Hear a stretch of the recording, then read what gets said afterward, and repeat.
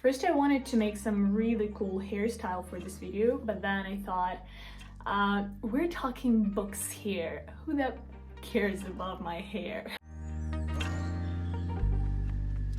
Hi, hope you're having a good day. If you're not, been there, done that.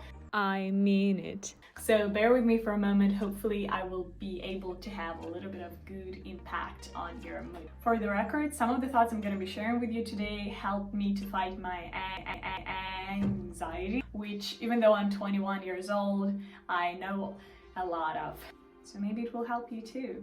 There is a saying in Russian, you are as many times a person as many languages you know, which I think is not very correct. It's more about culture. So you are as many times a person as much diverse cultural experience you have. And that is exactly why we value traveling so much. Because when we come in contact with a different culture, we have a chance to see, feel, hear, think in a very different way than we used to.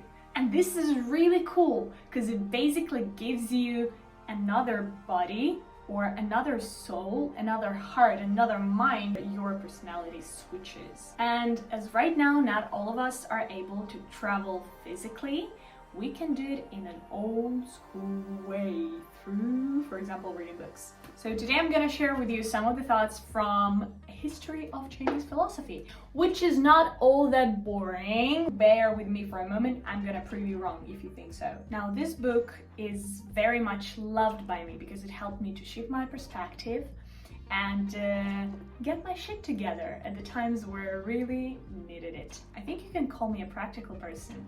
So I did not choose this book myself. It was sent to me by a very dear friend of mine. And that is because I thought that philosophy is all about before being of being, there must be no being from which being comes into being. Sounds confusing?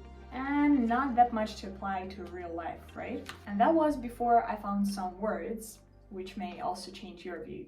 Philosophy gives no information about matters of fact, and so cannot solve any problem in a concrete and physical way. It cannot, for example, help a man either to gain longevity or defy death, nor it can help him to gain riches and avoid poverty.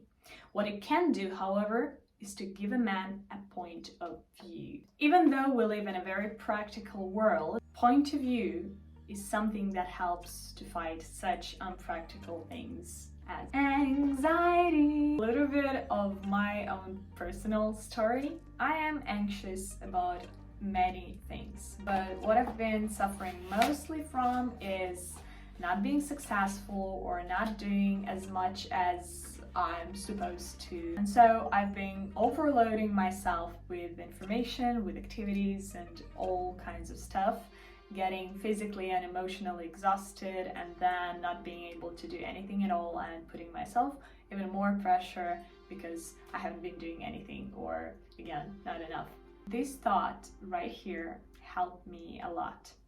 Activities are like many other things. If one has too much of them, they become harmful rather than good. Furthermore, the purpose of doing something is to have something done.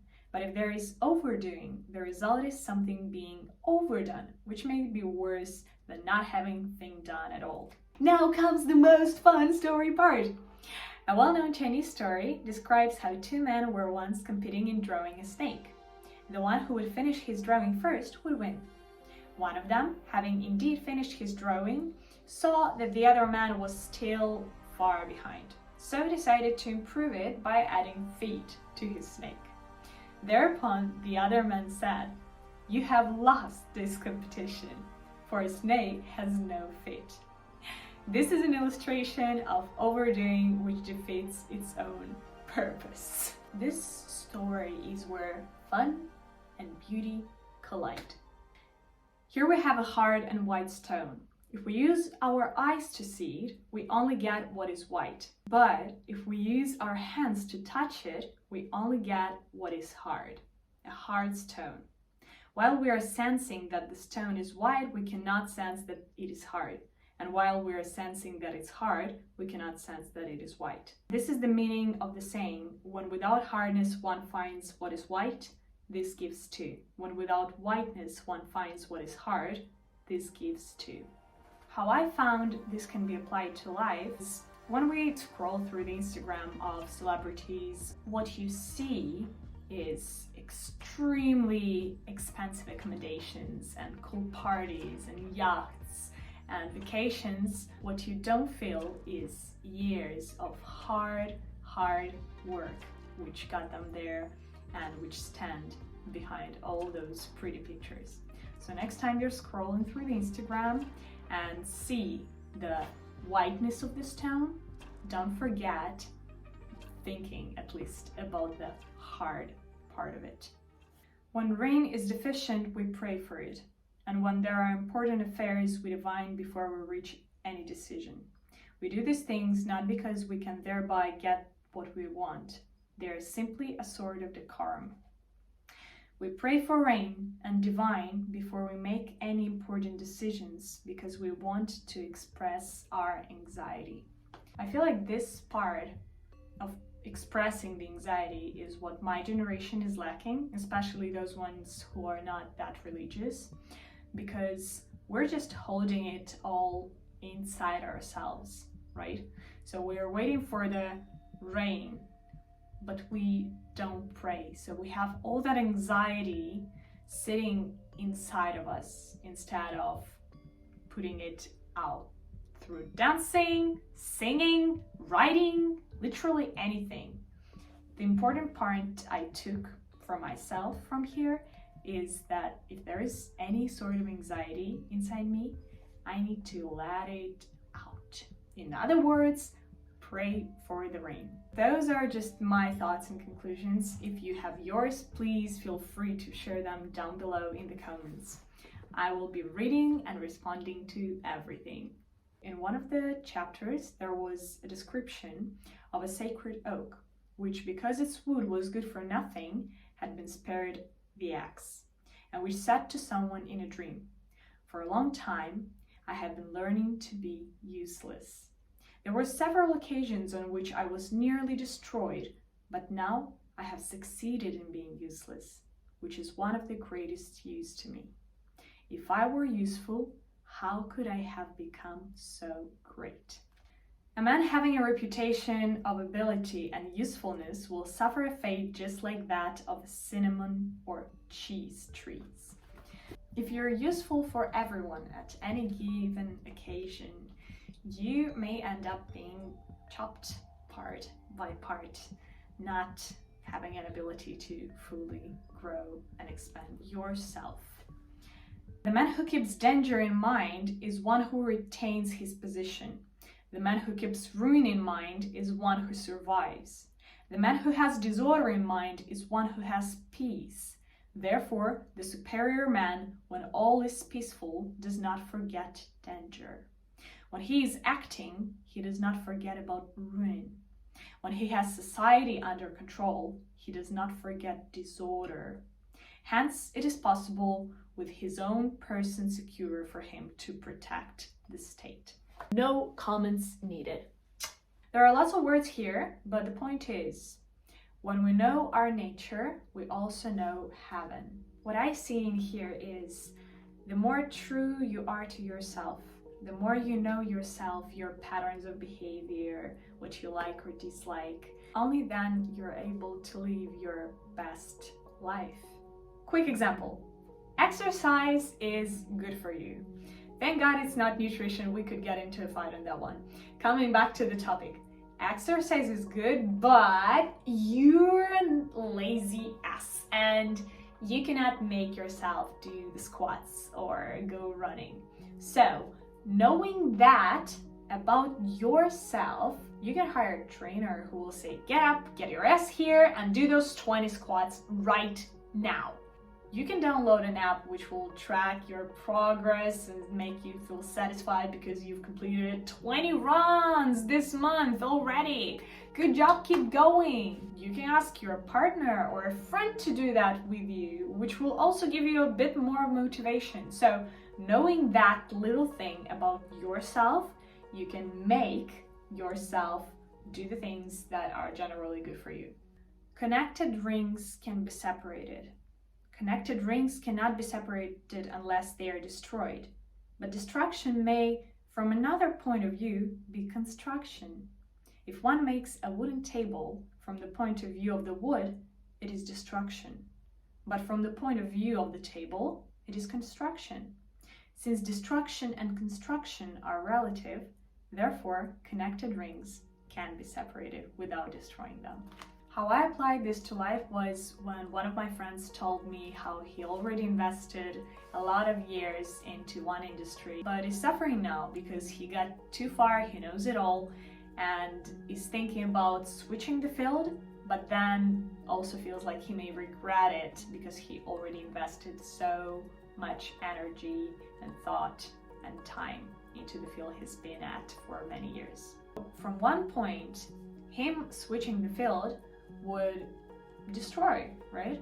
All the knowledge, all the experience, everything that he's been building up. From point of construction, now wherever he goes and whichever field he chooses, he's actually going to use all this knowledge into that field. You're not destroying all that you've built, you're taking the bricks and you're building something new, which may end up being even bigger and more beautiful and powerful and whatever you want. Hence, man's salvation consists not in the creation of something new, but in a return to what has already existed. When I have any free time from work, I would usually watch some interviews.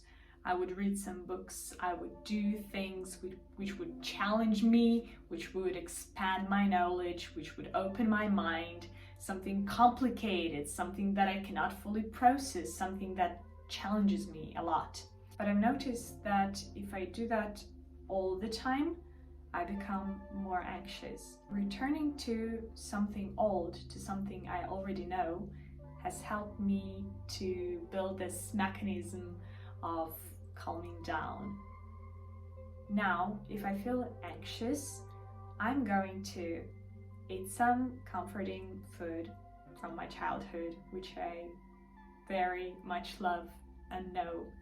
I will watch some movie which I've seen 10 or 20 times already, but which will make me safe and warm and calm once again. I will meet with an old friend that will also bring that old part of me, which lives there in our relationship for all the years that we know each other, and so on. Even dressing up like I used to when I was a teen at home just makes me feel more relaxed. You can try that out too, it may work. Reading you last words for today. These I have personally chosen to be my life mission. Loud words? Okay, let them be loud. It is only he who has the most chung who can develop his nature to the utmost. Able to do this, he is able to do the same to the nature of other men. Able to do this, he is able to do the same to the nature of things. Able to do this, he can assist the transforming and nourishing operations of heaven and earth. Being able to do this, he can form a trinity with heaven and earth. Just imagine, you learn a lot about yourself, and so you're able to change yourself. Then, as you're able to change yourself, you can change other people. When you can change other people, you then can move on to changing other things. And so. I mean, I'm not hoping for Trinity with me, earth and heaven.